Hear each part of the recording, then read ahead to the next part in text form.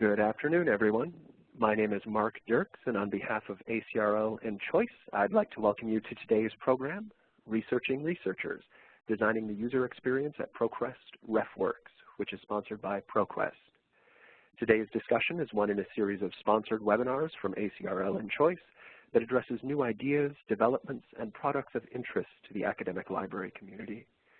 Free to users, the structured 60-minute live presentations provide the opportunity for interactive discussions of important new issues and developments in academic librarianship by librarians, vendors, authors, and other interested stakeholders. Before we get started, I'd like to point out a few features of the webinar software. In the main area of the screen, you can follow along with the presentation materials. Along the right-hand side, you will see a chat panel, which you may use to submit questions or comments. At the end of the presentation, we will take a few minutes to answer your questions, so please feel free to submit those throughout. If you lose audio or would like to change how you are connected to it, look under the chat box on the right-hand side of your screen and click on the phone question mark icon. Please also note that today's program is being recorded, and all registrants will receive follow-up instructions on how to access the archived version. And now, I am very pleased to introduce Mathias Burton. Mathias is a user experience designer and researcher who specializes in mapping user workflows. He is the user experience lead for researcher tools at ProQuest. Mathias has been working for over a decade in the field and is actively involved in finding ways to use design processes to improve communities and empower users. At this point, we're ready to get started, so I'll turn the floor over to you, Mathias. Let me get this shared up really quick. All right.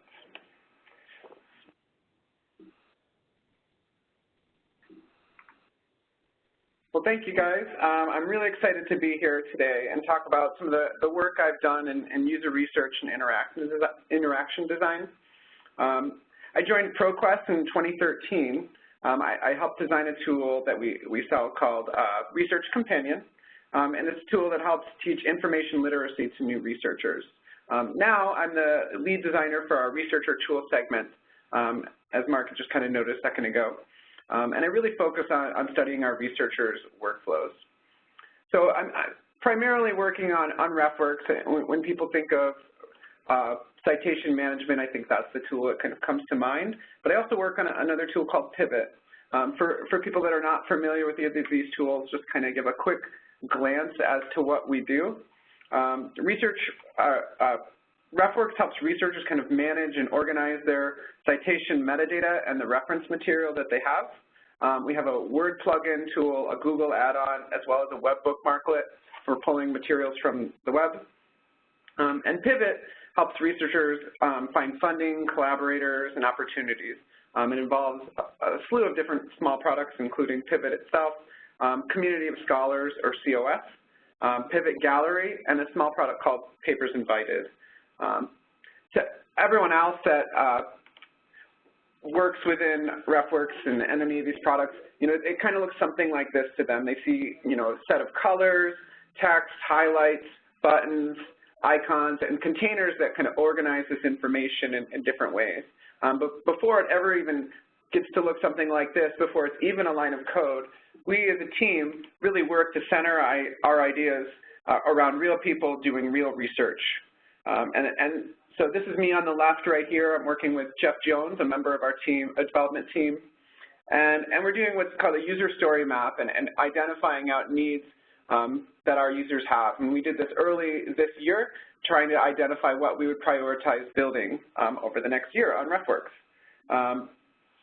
It really takes a lot to get to here, and each of these Post-it notes up here is kind of capturing an entire feature or process or workflow that we've heard from our users and our researchers. And even further behind that, there's a lot of work and effort to understand researchers and the work that they do.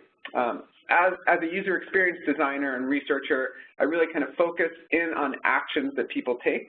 And I think that's really an important part of the function that we bring. We get to know the actual tasks that these people are responsible for. So here we have one of our user profiles and a pattern we mapped out of a comprehensive literature view for an apprentice profile, which I'll come back to in a little bit. But what we're really trying to do here is kind of map in their voice, their comments, experiences, and needs. And we use that narrative to guide our decisions and direct our designs to improve their environment. Now, I just really want to give a glance as to how our team here at ProQuest works and learns about researchers. And to do that, I just want to give a little bit of context about ProQuest for our discussion. So beyond just the researcher tools, we offer a variety of different products, and you know, it's really quite a large body of them. We have content and research tools that help support academic research, including discovery, as well as a large body of products related to content retrieval. So tools such as the ProQuest platform would be in that bucket. And I primarily work, like I said, on this third group of products here for researcher tools. And really what I'm focused on there is conducting research and writing scholarly articles, the actual workflow that a researcher is going to be going through. Our team at ProQuest and user experience is really responsible for quite a bit. We do user research, information architecture, interaction design, visual design, and usability testing on all of the products. It's not a small job, but I think everyone that works here just loves working on it. And at the core of what we do, you know, we know it's time for us to start working when we've got questions that we need to get answers to. And that's really where we begin. We begin with questions and what info we need or what info we have that we want to ask questions to. And it helps us to keep our products human-centered and relevant. The great thing about user research is really there's just a lot of options that we have for getting answers. And the basic approach that we try to take is to create a hypothesis and then design experiments to validate that hypothesis. For example, earlier this week, I was meeting with my team about editing metadata, and we had a lot of questions about what that might look like within RefWorks. We didn't really have perfect information to do that. We had to review what we did know and what we've heard in the past. So we had questions like, what do our users edit in their references? And maybe more importantly, why are they editing it? The important thing about this is that this approach is really iterative. It's validated or invalidated through the process of doing it, but it really just leads to further research questions and hypotheses that need to be tested again. And we work our way from big, formative, and more abstract questions to smaller scale questions that are really about interface decisions and concrete design solutions. We try to keep a nice research cadence. This is something I think is getting more and more common in our practice, but we kind of begin on this macro level with these larger research initiatives that guide our planning. We've been doing this a long time, but I've been really involved in the last 3 years of inquiries specifically. We do a number of tasks, including planning, recruiting, scheduling, interviewing, interpreting information we gathered, analyzing, and synthesizing information that informs our decisions. It really does guide the user-centered practices that we advocate and are passionate about. We talk to real researchers and really in their environments whenever possible. Our meso level, or kind of mid-level here, are some of these workflow studies that we do. They're a little bit more intermittent and casual and happen in shorter bursts and planned efforts to understand a specific workflow. It's really about getting at the researcher's needs and having empathy at a more visceral level. Many times these methods can be driven by a need that we uncovered in a research initiative that we don't fully understand yet and want to better have some clarity to. They really do a great job of building empathy and validity to how we represent our users, especially on specific tasks. And then finally, on a micro level, we do usability testing and evaluation on whatever we plan to build and whatever we've already built that people are using. We like to study both administrators and researchers in our products to know how they do or don't differ, as well as the different types of problems that they're facing and what they have to do.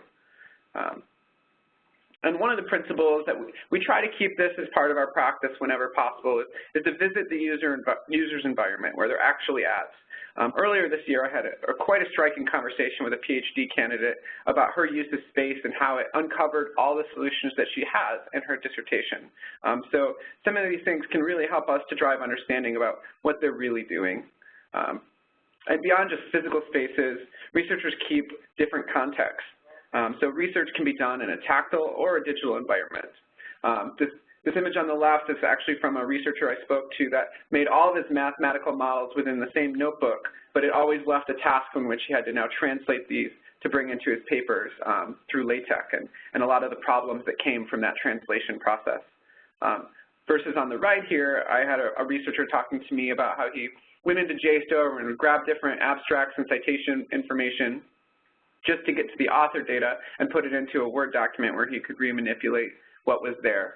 So he's going from a digital environment in one place to another, whereas on the left we have somebody actually going from a tactile environment to a digital environment.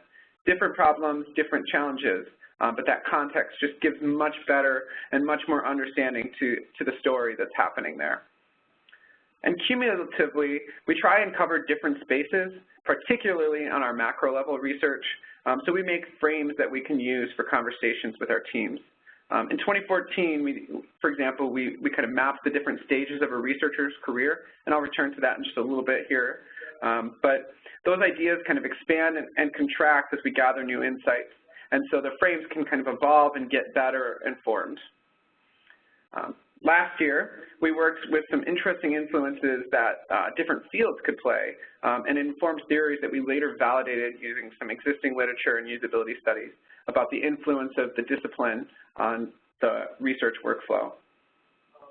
And this year, I've really spent a good amount of my time studying the role of literature reviews within the larger context of research projects, especially large research projects with teams. We're learning about ways and modeling out the way that they use different tools and technology, as well as the process that they go through to get there. And in the beginning of this year, I joined a directed research group being run remotely out of Stanford. The group was studying ways that crowdsourced platforms could be more equitable and effective. They would meet weekly online and post their videos to YouTube and hold conversations in different channels in Slack. They managed all the research efforts that the research artifacts that they created through a Wikipedia site. And they led the group, the PI led the group by teaching research as they would go. The cohort would give different milestones and keep the project moving forward. And they really used conferences to organize everything around, and each of the groups kind of broke into separate Slack channels in which they would discuss the paper they were writing for a conference, which is a pattern we actually found when we were studying academic faculty as well. So you get these kind of recurring patterns that help you to understand, the broader context of what you're doing. And just like our researchers, we take any literature information we can gather and utilize it as well. So this is a book that I read earlier in this year, studying out socialization practices in doctoral education. They set up a set of personas that describe variations by the different disciplines that people are working through. And it offered some really great primary research material on understanding the socialization process for researchers. They described out really interesting ideas like apprentice learning and self-directed learning and its relationship to research. So, we've got a variety of different ways and mixed methods, approaches to bringing information in to understand our users and the researchers that are really doing tasks within our environments. But what does the researcher's journey really look like? I think this is a great question. This is something that we spend a lot of time trying to understand, and we've kind of built out a good frame for kind of mapping that question. And I want to start by just kind of sharing this idea of the growth of a researcher. It's tempting to want to classify our users by demographic differences, say a freshman in college versus a sophomore in college, but we've really kind of found that the most important differences really lie in user patterns. And so it's really better explained in terms of the user's reason for researching and their relationship to the research that they're doing. So we've really had about 5 different profiles that have emerged from the data that we've collected. Each of these profiles really represents a researcher at different stages and in their relationship to the research they're doing. We really wanted to, in each profile, kind of see what the triggers for research were and how they shaped the behavior of that researcher. And I really just want to focus on these last 2 here to show the contrast of the apprentice and seasoned scholar. So you can think of these as more advanced researchers coming somewhere from a master's student to a PhD candidate or associate professors all the way through to retired professors. And And so I just want to kind of give you a second to kind of digest this information. And so this is a user profile that we use. And at ProQuest, we've been using user profiles rather than the idea of personas. It's not a humongous difference, but it's a way of kind of getting a more aggregated perspective of a user. And really, even further than that, it kind of gives a better bucket to drop people into rather than isolating out to a single persona. So the apprentice here is really somebody that's sitting somewhere between a master's and PhD student. They're really writing long research initiatives, and they're really trying to find their place in this environment. So if you kind of take a look at the challenge, for example, this apprentice profile is trying to keep up with scholarship and get a paper accepted to a conference or get published. So it's unlikely that they've been published yet, but are really seeking out doing that. This is the first of our profiles that really has a huge responsibility towards providing original research, and so they're really after the gaps and trying to find how they can find something unique in their own discipline. And if you compare that with a seasoned scholar, where they may have already been through that environment, but they still have a similar process that they're going through, but now they start balancing multiple research projects rather than one core component of the materials. So they're really focused on continuing to contribute and finding ways that what they've already done can be expanded upon in a nice and effective way. And, you know, it's not always a perfect one-to-one of months to years, but we kind of try to keep a good contrast between these. And many of the projects that I've watched seasoned scholars talk me through really do span multiple years. And I'll come back to some of the ways that they manage these multiple projects in another slide. But I think getting a sense of, you know, the seasoned scholar is really, you know, takes a new level and a new engagement with the materials that they're working on. We use this kind of expanding infographic as a way to kind of describe how these different profiles are related and how they're also different. So kind of continue to talk about the apprentice and seasoned scholar for a second. You can kind of see how the rings, as they expand out, and increase the level of capacity of a researcher's responsibility. And so as you start to go from an apprentice to a seasoned scholar, you start to see a greater responsibility for finding funding, finding collaborators, as well as managing their own profile. But all of them are trying to teach and mentor and publish. And everybody has the kind of same core topic of writing and synthesis and finding a topic even at the novice profile. So, you know, it's one thing to kind of capture this information. It's another thing to kind of use this and offer some insights. And so I just want to give you some of the insights that we've captured in our research and share out some of the things that we've learned. We've identified 3 kind of key and important influencers on the researcher's process. The first one I'll just kind of note is discipline, and this is a commonly known thing within literature that disciplines can greatly affect the research experience. So a humanities researcher is going to have a very different experience than a hard science or natural science researcher, but there's really even still good distinctions to identify social science versus hard science. In some of our recruiting, we've used Carnegie's classification system for research intensity to identify different universities to partner with. And there's a dramatic difference between different sizes of institution and what the expectation of research is. Particularly the pressures that the researchers face is extremely different at an R1 university from an R3. And then finally, the career stage really plays a pretty dramatic change in the way that researchers perceive their work and what they're expecting themselves to do. Early on, getting funding and finding a place in this market can be rather intense. It's not a very friendly industry early on, and publish or perish really does seem to be a huge part of this process. But at the later stages, where people have found their environment in, you know, the pressures have changed and the responsibilities have changed, the role of conferences have changed, and a lot of things just seem to have a very one-to-one correlation with where they're at in their career. And we can use these different models, these paradigms, to kind of understand the workflow process. So if that's where our profiles are beginning from, how does that play into their workload? And so this is a model that we built out of a workflow process. So the most common pain point of this, just for a quick note, is it really was the waiting for publication. We tried to identify that specifically. Some of the time frame of waiting for publication can be just as long as the rest of the process.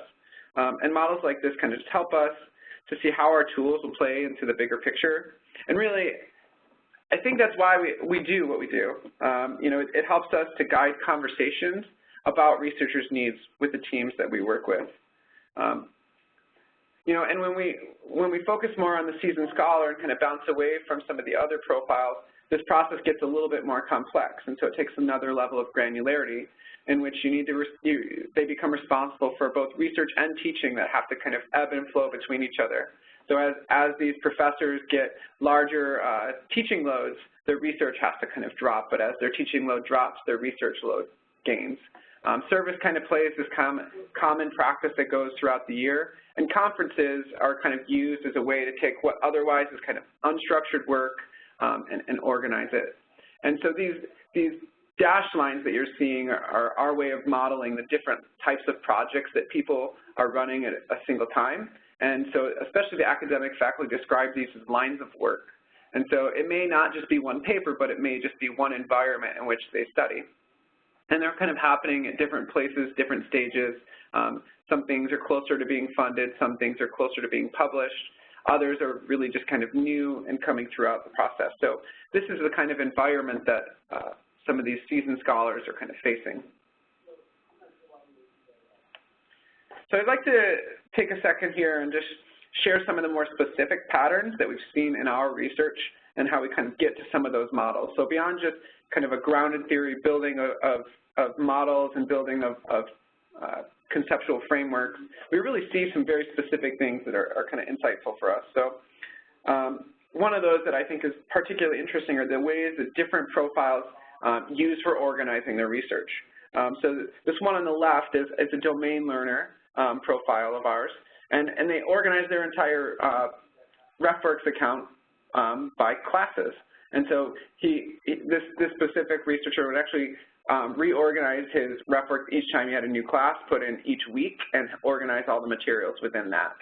An apprentice researcher, the one in the middle here, really spent time to organize by projects and the ones that were coming up within the next quarter. And then as we get kind of further to the right here, this researcher really started to organize not by project but by line of work. And so she really worked within philosophical frameworks of crowdsourcing and then crowdsourcing concepts versus motivations in crowdsourcing, and she separated out these different functionalities depending on what kind of came up. I think another common pattern that's been more and more relevant recently is this preference for systematic reviews.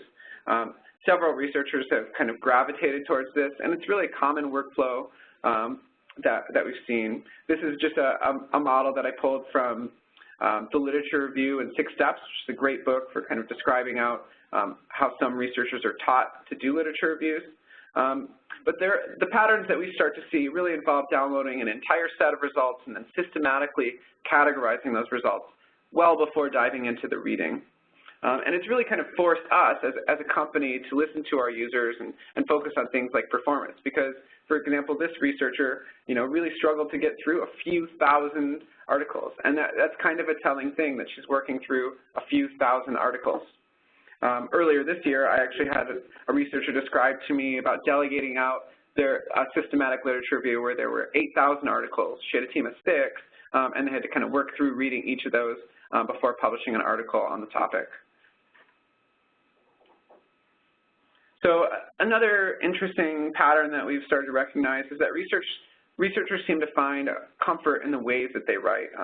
They make up little tools and strategies for kind of getting through the process. It seems to often be made up of earlier pieces of notes and memos, et cetera. And this author, for example, would use highlighting to leave notes to herself. So the green had a specific connotation for herself. The yellow had another connotation. And so it was a way for taking an outline from kind of being filled with thoughts to being filled with facts and information that had came through her research. Earlier this year, I'd actually talked to a PI that described how she would go through papers and leave initials in certain areas to in drafts to assign sections to her team.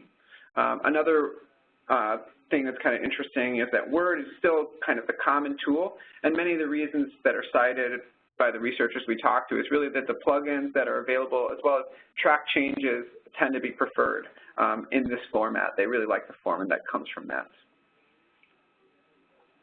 So especially as a technology company, I think we're particularly interested in the tools that our researchers are using and how they're using them. And really, it's kind of an exhausting world. You know, this environment is really limitless, and the number of options they have is honestly exhausting. And a common pain point that we hear really has to do with the fragmentations in the workflow. So this is a researcher that has a specific program she uses for data analysis in her cancer research group, and she expressed incredible difficulty in getting that data out of that system and into her papers. You know, her data environment is really not talking to the place that she's writing her paper. You know, and so this is kind of a model that we've mapped out from different things we've heard from researchers about the qualities they look for in evaluating a tool. And one of the things you might notice here is that much of the role of decision is based on ease and availability and efficiency of that personal preference. So the library can play a pretty dramatic effect on what tools researchers actually start to use. And there's some knowledge about what the researchers can and can't get there. I think one of the things that's interesting too is to kind of take a look at materials. And so this was a survey that was run, and taking a look at the materials that people are the tools that people are using and how they're using them. And RefWorks covers many of these common tasks like managing citations, storing documents, organizing those documents, and even really annotating on top of reference material. And we even now kind of help conduct some searches within our environment. But we certainly don't capture everything, nor is it really an exhaustive list. I actually think this survey missed out on some of the broader picture of functions that really weren't even considered to be asked in the survey questions. And so a good example of that is tool making. Each time I've met with a researcher, I'm introduced to a new tool and a new way that they find to gather insights from some information that they have.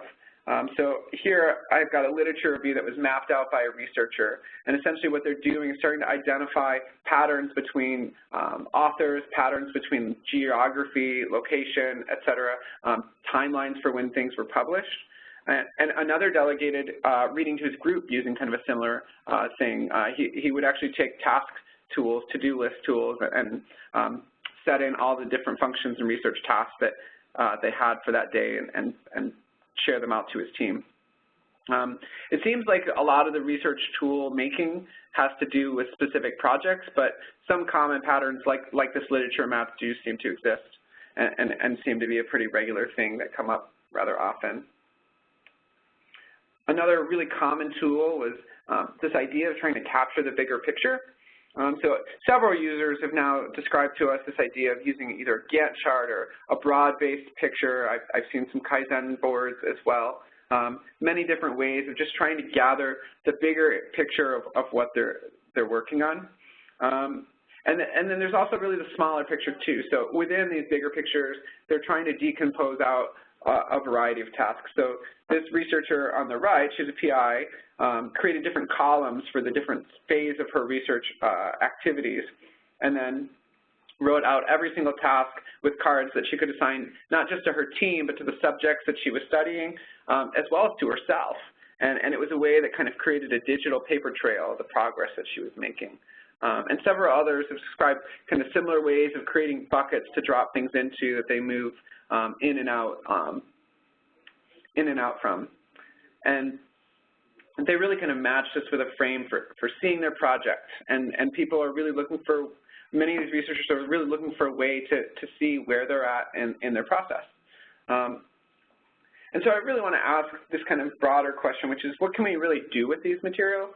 You know, we can learn a lot about our researchers, but I think research and design are really tied at the hip for a very important reason, which is that any time that you learn something, doing something with that information is really kind of important. And so I just want to give an example of how this kind of finds its way into RefWorks. I spent a lot of time talking about our research and not so much on the products that I work on. So kind of take a little bit of a transition here. we really see RefWorks as still leading the way for reference and citation management. We store over 2.5 billion records and have over 4,000 citation styles. And this year, we launched our new RefWorks platform, and we've been studying out users' needs to kind of enhance and empower our tool in a way that we couldn't do in our previous platform. So we've been using all the information we've been gathering for migrating legacy features to our new platform. And I really want to talk today about one of those, which was a view option that we offered called Citation View. It was in our existing app, but we were really looking for a way to make it work even better in our new tool. We studied all of our researchers' needs, and through a variety of interviews, kind of mapped out a basic scenario that kind of came from all the information we gathered. So they would describe this idea of quickly grabbing a citation and bringing it into a paper. So they had an existing paper that this material needed to make its way into. But they noted something that was kind of insightful that we gathered in those conversations, which were that they were really graded on the accuracy of the citation style. So they would do a quick check for missing information and seeing if it was there. People would describe it as kind of optional, and optional in the sense that they didn't think about doing it until they got graded down. So I decided to evaluate our system and see, where is this at in the application? How does it work? And it kind of quickly became clear to me that it's not so simple. So if you kind of look right here where it says Change View, this was our different views. But when I first went to this menu, it wasn't really available. And the reason for that is that you actually have a different place you need to go to access this. And it's right up there in the top corner. If you can't see right here, it says Customize. And so there's actually a little menu in here in which you have to go into to set up the different output style choices that you wanted to use. And so getting to this view, which somebody wanted quickly, already has at least 3 tasks to kind of get there. You have to set up this format, and then finally it'll actually show up in that format and be available as a view. But you have to kind of set your system to do that, and it wasn't very intuitive. So in our new system, what we want to do is kind of make that one step in the same so that when you go to change your view, you could actually change your view settings in the same environment. And so we kind of brought these disparate tasks together in the interface, allowing you to kind of change the settings right there. And we went a step further in saying when the information is missing, that we could actually flag and identify that information. And it takes you right to the metadata doing that. So I'm going to try a transition here and kind of just show what this kind of looks like live. So this is my RefWorks account. I'm a rock climber, so I happen to have a folder on climbing environments. And let's say I really wanted to bring this article into my paper. And so I would go to the citation view. I've got it set to CSV. I just happen to like CSV because it's a rather rigorous style. And let's say I want to bring this to my paper, but I've already identified that I don't have pages and I don't have an edition.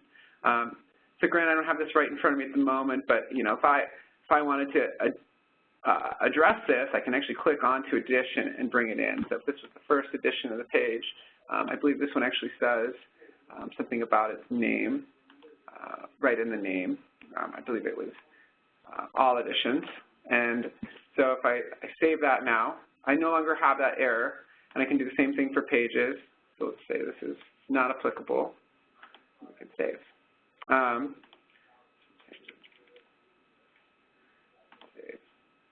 So I now can kind of quickly grab my citation, put it into my paper, and I don't necessarily have to worry about those missing materials.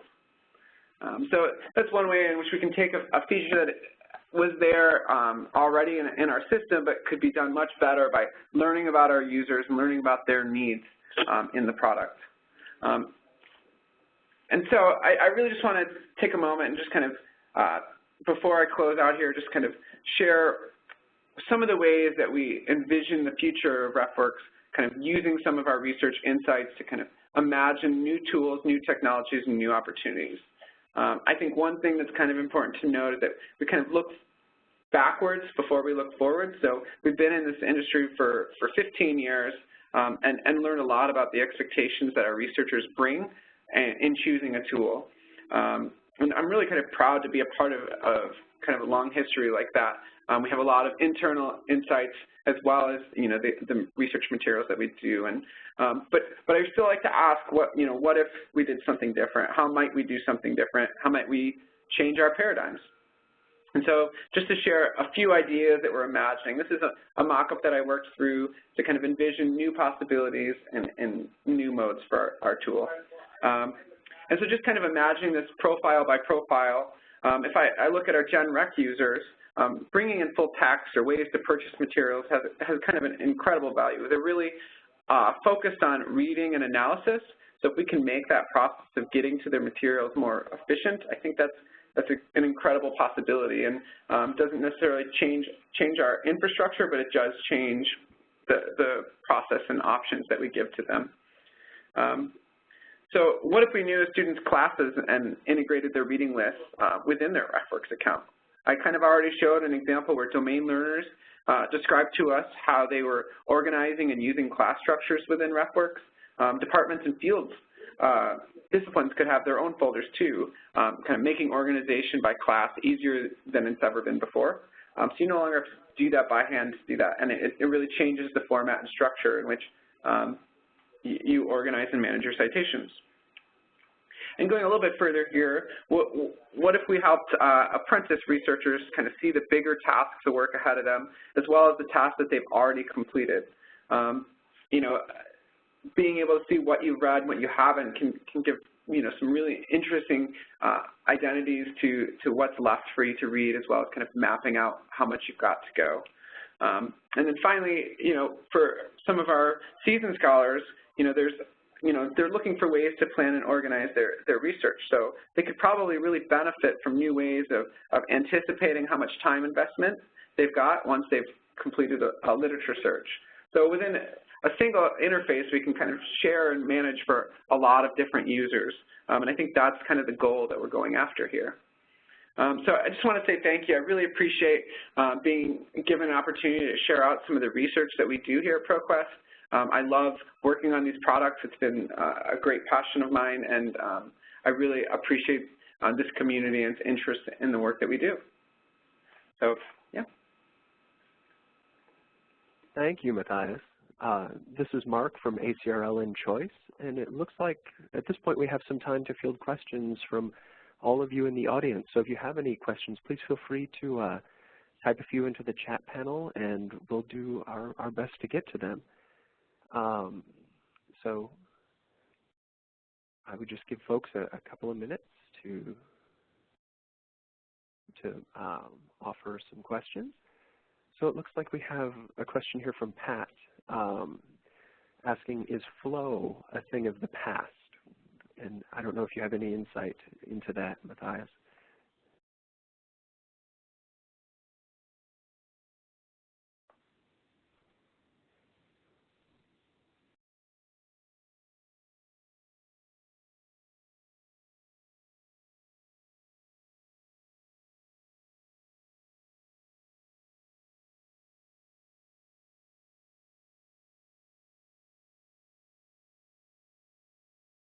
Yep, it seems that we've lost audio. So Mathias, if you happen to be on mute. I was on mute. Sorry about that. So what I was just noting is that about a couple of years ago, we launched a product for people that are not familiar with Flow. It was a tool that allowed people to do a little bit more than what you could do in RefWorks, and in a different way. So it had kind of a bigger ambition. But the new RefWorks actually overtakes the Flow platform. So it is no longer available as Flow. New RefWorks essentially took over that system. All right, thank you. We've got another question here from Jacqueline that says simply, can you say a bit more about the GenRec users? Yeah, sure. I think, it might be even faster for me just to bounce back up to here. So, when we're kind of identifying out the novice researcher versus the GenRecker, I think that's kind of a different contrast than I was making in here. But the GenRecker really, maybe this is even easier to kind of describe out, is really not that far different from the novice, but they really have a higher responsibility of learning the field. I think that's maybe one of the bigger responsibilities there. So if I remember correctly here. I mean, we really kind of described out the differences. You know, you can think of the novice as being someone closer to an early freshman, maybe taking an English class, writing their first paper, whereas a gen recer might be working more in a junior or senior level class in which they're actually studying out a topic like information science or something like that. Does that kind of make sense? Does that kind of answer the question? I believe so, I think. All right, and yep, and Jacqueline is saying yes, thank you so much. We have another question here about a September release from Randall. He's saying, is there going to be a September release, and will future releases always be quarterly? So that's a great question. So I'm not really the product manager, so I don't want to fill in words for Steve or anyone else on our team. But we do have a September release. We've already released a couple of things. I believe as I was working on this, yeah. So we actually have the full view, which is recently launched, I think this week. So you can actually view citations in the full view format, as well as a number of other things. So quarterly release has been the way that we're organizing. I don't know that that's necessarily the pattern we're going to be holding from here on out, but it does seem to be the way that we're working right now. I'm pretty passionate about us doing releases in a way that are accommodating to both researchers and admins, so we try to not interrupt research that's already happening. Great, thank you. We got a question here from Neil that asks, from the content provider's point of view, how do you ensure proper integration into RefWorks? Yeah, so that's actually a great question. You know, part of when I talk about envisioning a future, especially with full text, I think that's a challenge that we're currently facing and trying to figure out. We've mapped in an incredible amount of time to kind of figure out that problem. For people that are not aware, we purchased a company called Ex Libris, which is certainly not a small company, what was it, a year ago now, yeah. And you know, a big part of that is getting a better integration with tools like Summon and Primo. It's not an easy task. There's a lot of complications in doing that. So I think that's one of the things that we face with that problem. It's probably why it's not a resolved issue just yet, particularly with copyright issues, et cetera. But yeah, that's certainly something that we're kind of working on right now. So certainly keep your head in the game for that one. That should be coming in the next quarter. Great, thanks. We've got a question from Susan that asks in particular about lit review tools. She says, does ProQuest have a literature review tool other than the Citation Manager RefWorks? She's looking for something that tracks how she searches, meaning where, when, what were the phrases that she used, and that sort of stuff. She says she does this right now in Excel.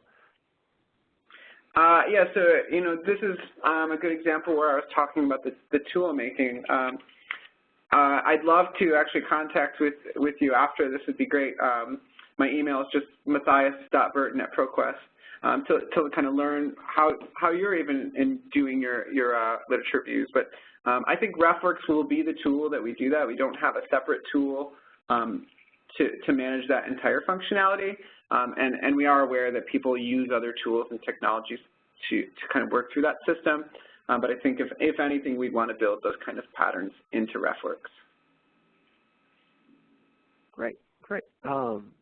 We've got another question here from Pat that says, if we have legacy RefWorks, do we automatically have the new RefWorks, and do we just migrate on our own, or does ProQuest support that in some way, that migration? Also a great question. We do support the migration. I think Ella is on the call, so maybe I can let her answer this better than I do, but we have kind of a process that allows people to learn how to migrate. I think it is still an active step that you need to take to do that. Ella, did I get that correctly? Yes, we have an extensive support center that we've just relaunched, and it has the steps on how to upgrade to new RefWorks from legacy, and we definitely want our customers to explore the new RefWorks even if they're not ready to migrate over completely. So when we send out the thank you for attending today, we'll make sure to include all the links to the Support Center and all the new video content that we have just released this week. Great, thank you. Thank you, Ella. We have yet another question here from Randall, and he's asking, is there any possibility of adding user control of processing order in the advanced search mode in RefWorks? For example, use of either sequence of Booleans or use of quotation marks or parentheses to dictate which operator should be invoked first? Yeah, so if I'm understanding the question, part of it is, are we going to allow and, not, or, et cetera, as well as like kind of reordering that? Is that correct? I believe that's the case, yes. You know, when it comes to feature development, I think those things are really interesting. One of the challenges I think we face is prioritizing. So, you know, I haven't necessarily had any conversations with researchers where that's come up. I would love to learn more about that use case or what the need is there and how it's useful to you. So kind of similar to the literature review comment, I'd love if you can email me. In fact, I'll just type my email in here so people can kind of see that and feel free to contact me and tell me about kind of specific feature questions that you have. We always try to capture the ideas and possibilities that we could bring into our tools, but making new things has to always kind of be balanced with making it simple. So I think that's the one thing that we're kind of always faced with, if that makes sense. It doesn't. It seems like a delicate thing to sort of balance as you develop the products and dedicate the time to the different features. It's great. Right.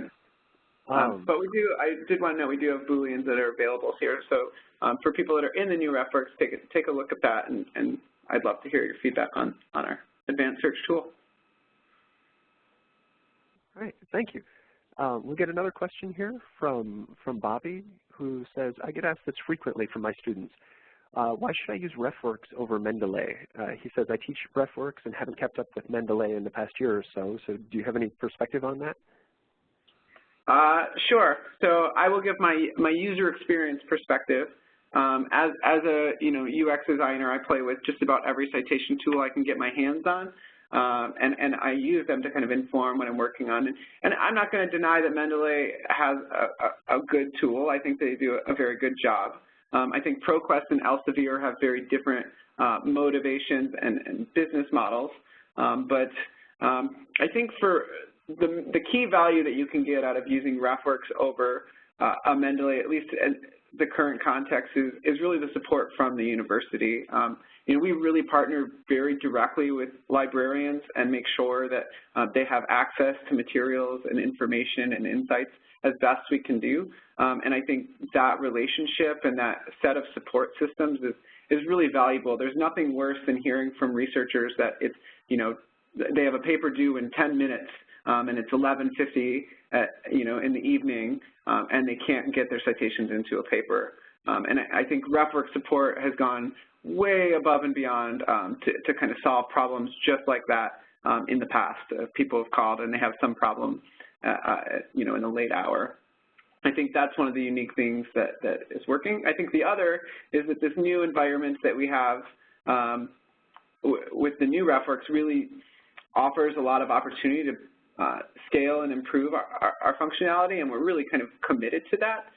So I think the things that you'll see over the next year coming into RefWorks are going to blow other products out of the water. I'm really confident about that, and much of that has to do with the way that we're designing this product is kind of driven by the user's needs and the researcher's needs that we are learning about.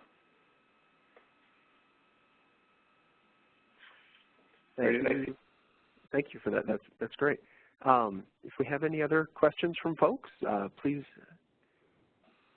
feel free to send us some additional questions. We've got one from Pat here asking, I think somewhat facetiously, are you saying that you provide support to our students at night? I don't personally. We have an excellent team. I do meet with them to learn. We have a technique called eating your own dog food, which means that we will basically take support calls. We've talked about doing that, and I think listening to people having problems in your system in the time that they're having them is immensely valuable in learning about what people are doing. So I'm not personally doing them, no, but there are folks who are taking calls and that sort of thing. That's great. All right. Well,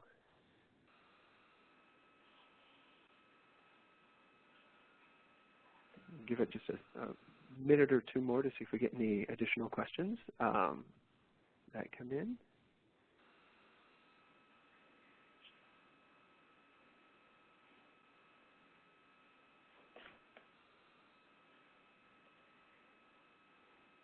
Okay.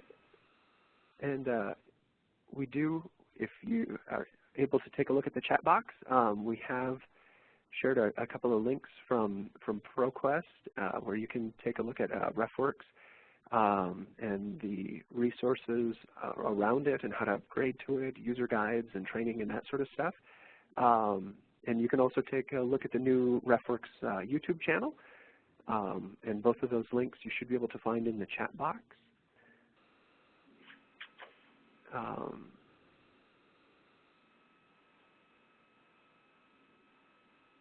So we have a question, one additional question here, it looks like. Now that videos are streaming, and this is from Marta, she says, now that videos are streaming and are being used more and more, does RefWorks provide options for saving video clips as references? That's another great question. So at the moment, we don't address video materials specifically.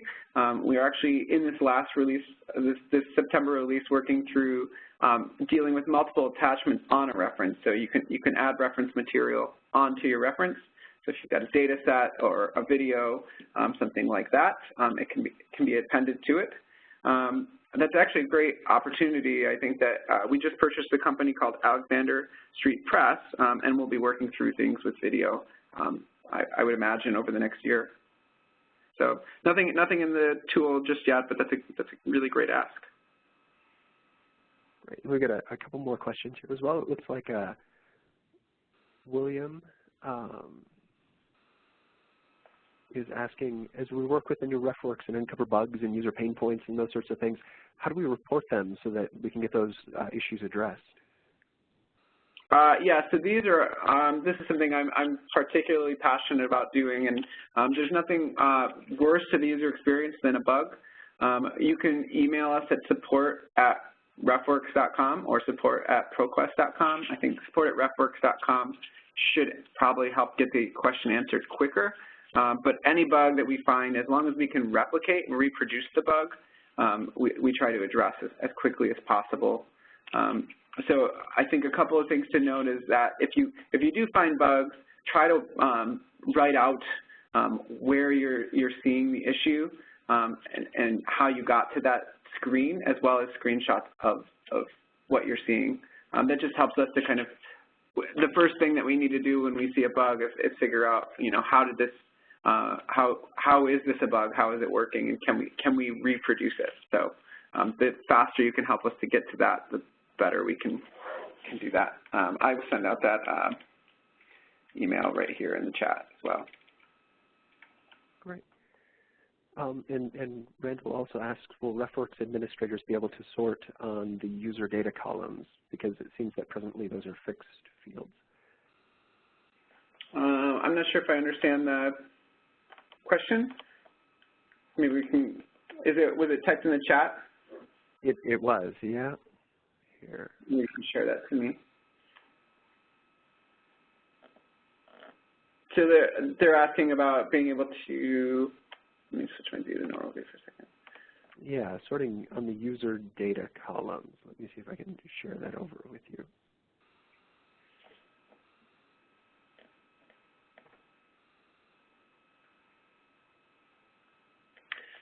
Are you talking about on, this is an admin feature?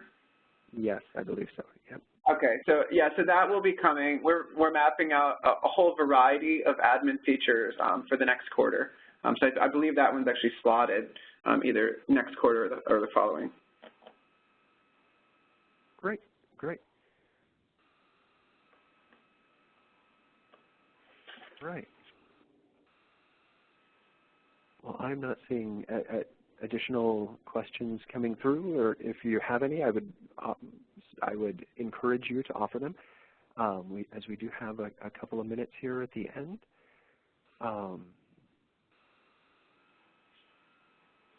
But if not, I would just take a moment to thank you, Mathias, for taking the time to present this to us. It's been really interesting. There's a lot of stuff to think about regarding user experience, and so thank you for that.